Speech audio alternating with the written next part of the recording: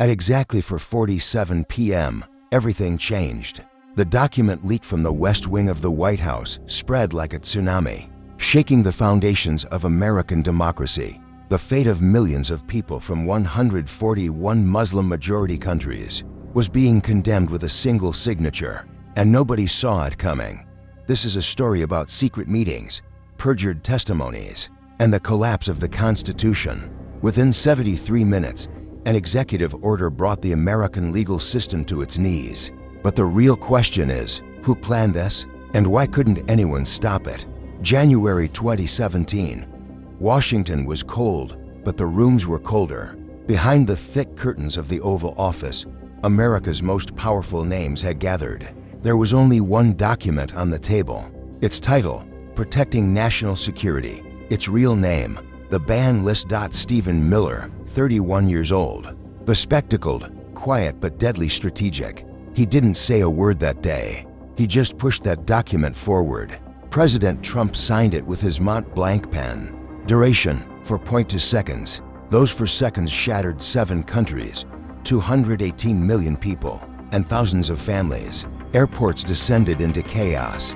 At JFK Terminal 4, at 11:14 p.m., an Iraqi translator collapsed to the floor. His name was Hameed Darweesh. He had served the U.S. military for 10 years. He had risked his life. But now, the stamp on his passport declared him an enemy. The look in his eyes was the kind of disillusionment that would be etched into history books. CNN cameras broadcast live the separation of a mother and daughter at San Francisco Airport. The mother was a U.S. citizen.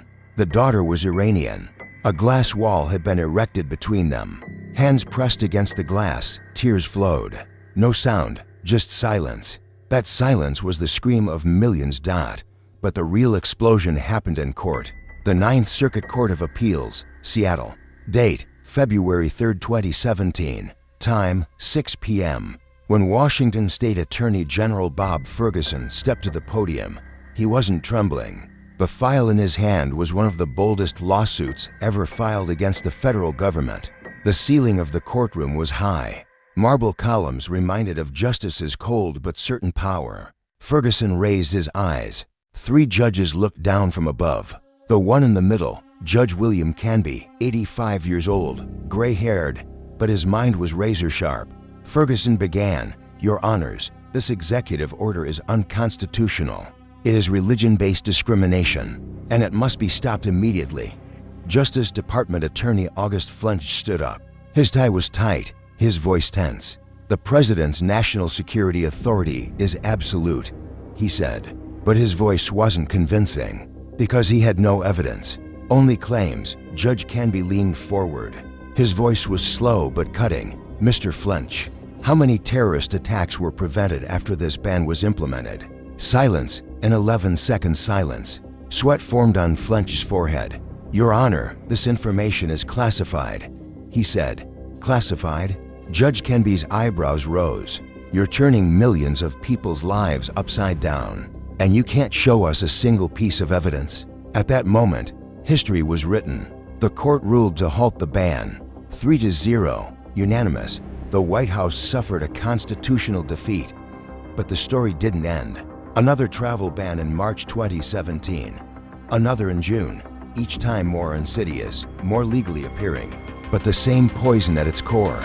It went all the way to the Supreme Court, and on June 26, 2018, it was upheld 5-4.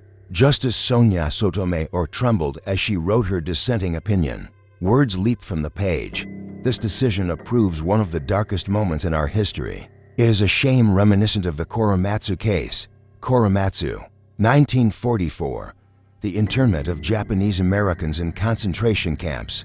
The Supreme Court had said national security back then too, and it went down in history as a disgrace. Today, in December 2025, that ban still stands, but the debate isn't over. In the halls of Congress, a new storm is brewing. Democrats have prepared legislation to completely repeal the ban. Republicans want to expand it. And ordinary people, they're still waiting. At airports, in front of consulates, by their phones, to see their loved ones, to reach their dreams, just to be human. This isn't just an immigration ban. This is a test of America's soul, and the result isn't clear yet. The truth is, if you want to be on the right side of history, you can't stay silent. On this channel, we tell you what you're not being told. We expose what's being covered up. If you want to hear the truth, subscribe, because this fight is just beginning.